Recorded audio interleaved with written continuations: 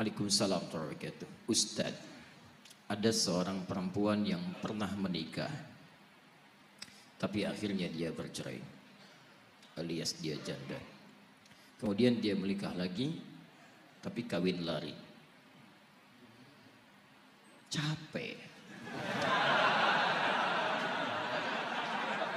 Orang menikah itu diam, maka dikawin sambil lari, bingung saya. Tidak disyariatkan kawin lari itu. Penghulunya juga bingung. Saya nikahkan engkau, Masya Allah. Saya terima nikahnya. Ada-ada aja. Kadang-kadang manusia itu dikasih yang nyaman, pilih yang susah. Dan dia dinikahkan oleh orang lain, sedangkan wali sahnya masih ada. Bagaimana hukum menikah seperti itu? Teman-teman sekalian, pernikahan itu diikat oleh beberapa ketentuan. Ketentuan-ketentuan dimaksud ada yang menjadi rukun.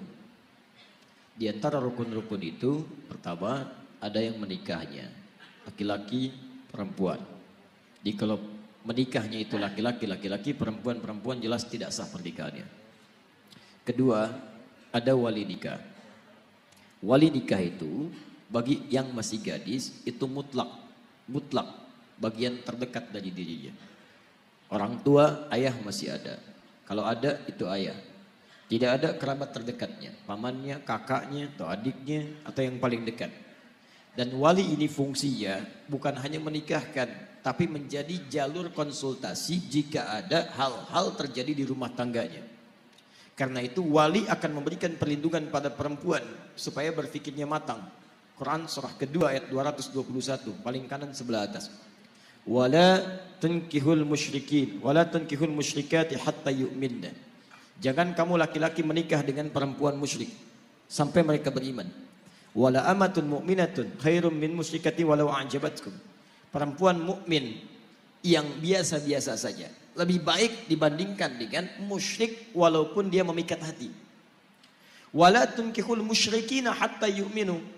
Lihat kalimatnya. Kalau menuju pada laki-laki, kata Quran jangan menikah. Tapi untuk perempuan, jangan nikahkan anak perempuanmu. Wala tunkihul musyrikin, jangan nikahkan anak perempuanmu kepada pria musyrik. Jadi yang dituju itu walinya. Ayat ini tegas kata para ulama menunjukkan bahwa jika ada perempuan, gadis, ya ini gadis belum masuk ke janda, gadis khususnya akan menikah, maka tidak sah pernikahannya sebelum kemudian dia diputuskan oleh walinya. Putuskan itu maksudnya bukan memutuskan pernikahan dan sebagainya, membimbing pernikahan dia menjadi wali darinya. Jadi tidak boleh dia menikahkan dirinya sendiri, supaya dijaga kehormatannya, dijaga dia. Dan apa fungsi terbaiknya? Quran surah keempat ayat 35, paling kiri di pertengahan. Wa in khiftum shiqaqa bainihima fab'athu hakaman min ahlihi wa hakaman min ahliha. Kalau di rumah tangga terjadi cekcok luar biasa yang menjadikan tidak bisa diselesaikan oleh kedua suami istri itu, maka konsultasilah kepada wali, hakim yang paling bijak. Siapa yang paling bijak? Yang paling bijak, yang paling bagus adalah yang Anda tunduk jadi wali yang menikahkan Anda. Karena itu yang paling dekat dengan Anda, yang paling mengerti Anda. Makanya ketika seseorang menikahkan, itu hati-hati. Bukan cuma mengatakan, saya nikahkan kau begini-begini. Tapi ketika punya persoalan, dia harus jadi bagian dari itu untuk konsultasi dan sebagainya. Makanya saya ingatkan pada perempuan-perempuan, jangan anggap enteng wali, yang penting nikah. Tidak. Wow. Walinya siapa? Pengennya sih wali songo. Oh, wali bagus. Tidak bisa. Ada wali bagian kerabat Anda. Jadi jangan anggap enteng, Anda sudah kawin lari, capek, gak ada wali dan sebagainya gitu kan. Repot. Ini bagian pertama. Kemudian ada mahar. Kemudian saksi, minimal 2 orang saksi di tempat yang sama. Kalau ini terjadi maka sah pernikahannya. Sekarang statusnya bagaimana dengan janda? Sebagian ulama mazhab mengatakan seorang janda maka dia tidak harus minta izin kepada wali atau keluarga terdekatnya, baik ayah, ibu dan sebagainya. Dia punya hak karena pernah menikah, dia punya hak di situ untuk bisa mengajukan pernikahan sekalipun kemudian tidak harus izin dari keluarga terdekatnya. Tapi tetap pengetahuan dengan kerabatnya, wali dan sebagainya itu harus ada. Komunikasi, kebaikan-kebaikan dan sebagainya. Kenapa? Karena khitabun nikah, perintah pernikahan itu tujuan utamanya melahirkan sakinah. Quran surah ke-30 ayat 21. Wa min ayatihi an khalaqalakum min anfusikum azwaja litaskunu ilaiha. Orang menikah itu supaya tenang, bukan supaya gelisah. Jadi kalau antum belum menikah aja sudah gelisah, ada yang salah dalam cara menikah antum. Bagaimana antum bisa menikah dengan tenang kalau cara menikahnya aja menimbulkan kegelisahan? Makanya sekalipun para perempuan yang sudah pernah menikah punya hak misalnya secara pribadinya untuk dia bisa menikah dengan yang dia pilih, tapi tetap tidak mengurangi dua hal. Dia harus berkonsultasi, dia tanyakan, dan dia minta perwalian. Jadi tidak menggugurkan hak walinya. Cuman dia punya hak untuk menikah, mengajukan pernikahan, tapi tetap tidak menggugurkan hak walinya. Dia harus dinikahkan oleh orang lain. Siapa itu? Kalau ada kerabat terdekat, ambil kerabat terdekat. Kalau kemudian kerabat terdekat tidak ada, maka silahkan cari wali-wali hakim yang bisa mewakilinya. Dari KUA atau yang lain-lainnya. Tapi maaf sekali lagi, kalau terjadi pernikahan yang seperti tadi, nikahnya sah kalau rukunnya terpenuhi, tapi dia bermaksiat kepada Allah Subhanahu wa taala.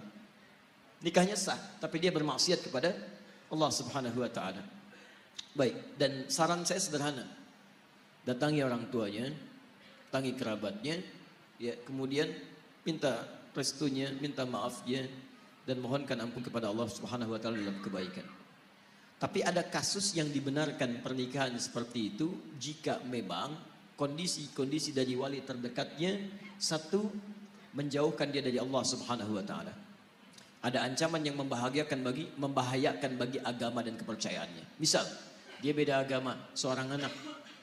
Kemudian ketika dia pindah agama, dia mau menikah, diancam oleh orang tuanya. Kalau kamu kemudian mau saya jadi walinya, kamu harus kembali kepada agama kamu. Kalau tidak, kamu begini atau menghadapi siksa, maka dia boleh meninggalkan itu. Kemudian dia menikah dengan apa yang ia pilih dan menjadikan yang lain sebagai walinya. Misal ustadz tertentu atau dari KUA atau sebagainya. Saya tidak tahu kasus spesifiknya yang mana ini yang dimaksudkan. Tapi kalau misalnya, mohon maaf, yang dimaksudkan yang pertama, maka saran saya supaya bisa kembali kepada walinya, kemudian dia meminta maaf dan bersama-sama beristighfar kepada Allah Subhanahu wa taala.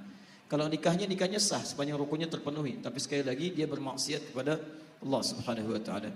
Dan ingat, di rumah tangga, hadis Al-Bukhari, buka di Al-Adabul Mufrad paling kanan sebelah bawah, ridha di rumah tangga jika orang tua masih ada, salah satunya ditentukan oleh ridhonya orang tua.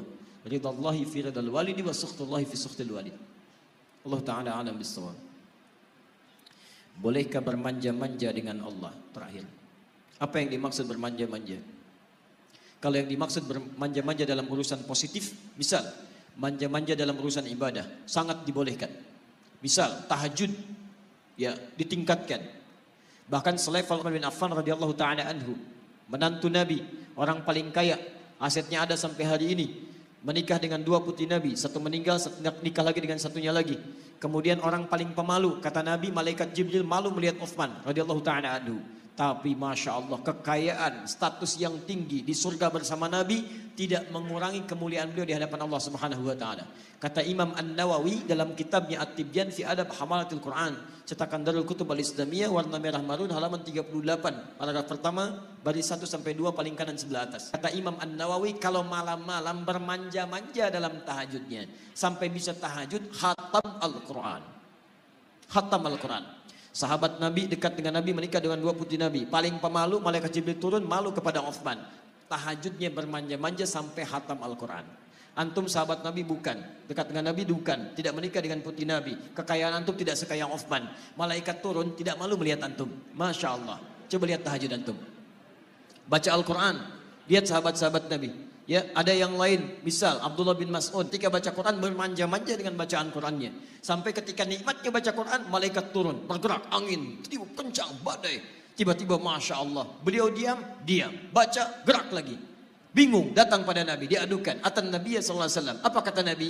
Atadri, tahukah engkau, ya Abdullah, ketika engkau sedang baca Al-Quran, saking bagusnya bacaan Quranmu, turun malaikat ingin mendengarkan bacaan Quranmu. Banyak yang turun, banyak turun. Masya Allah, bermanja-manja dengan bacaan Al-Qurannya. Karena itu seperti Abdullah bin Mas'ud, cuma satu di muka bumi. Bayangkan kalau semedan, baca Qurannya seperti Abdullah bin Mas'ud. Hancur semua medan ini. Turun malaikat. Makanya saat antum baca Quran, gak ada yang turun malaikat. cuma dicatatkan pahala antum insya-Allah. Jadi silahkan bermanja-manja dalam urusan positif, tapi manja-manja dalam maksiat itu yang kita jauhi. Di maksiat antum jauhi. Allah tidak sukai. Mulai hari ini, ayo kita kembali pada Quran. Jadi orang baik dari ujung kepala sampai ujung kaki, dan itu insya Allah mengantarkan kita ke surga bersama keluarga kita. Ya, saya tidak ingin dengar ada pengusaha dari sini jadi tidak baik.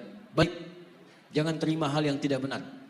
Masuk ke ruang kerja, ada tiba-tiba uang, Pak, 10 juta Pak. Dari mana? Ya, untuk Bapak lah, maaf. Tangan saya sudah baik. Jari tahiyat saya tidak akan pernah menerima maksiat. Ambil. Masya Allah. Pak, 100 juta Pak. Ya, saya istikharah dulu. Ya, Masya Allah tidak. Semua baik. Cukup ya? Ya, sudah jam 8 ini ya. Ada hak dari ustaz-ustaz lain untuk meneruskan. Saya kira saya cukupkan dulu teman-teman sekalian. Saya mau infokan barangkali satu. Saya bersyukur pada Allah dengan kehadiran kita semua. Dan tolong tunjukkan keteladanan Islam yang baik. Pulang dari sini tertib yang rapi. Jangan ganggu orang-orang lainnya. Bantu dari aparat pemerintahan ya, dari polisi, dari TNI macam-macam supaya kerja mereka juga kita ringankan. Itu sedekah dalam kebaikan kita. Yang kedua, saya berpesan, ayo kita berubah. Boleh hari ini jadi lebih baik insya Allah. Ya, karena itu siapapun ustadz yang mengajarkan kebaikan, ambil ilmunya. Kalau ada yang tidak mendekatkan pada Allah, tinggalkan, termasuk saya. Kalau apa yang saya sampaikan tidak membuat anda dekat dengan Allah, tinggalkan saya. Ambil pendapat ustadz-ustadz lain lebih baik. Dan tinggalkan segala perselisihan dan sebagainya, karena itu tidak akan meningkatkan status derajat antum kebaikan di hadapan Allah Subhanahu wa taala. Ambil ilmu ustadz lain, dapatkan kebaikannya dan tinggalkan segala yang buruk. Insya Allah antum lebih dekat dengan Allah Subhanahu wa taala.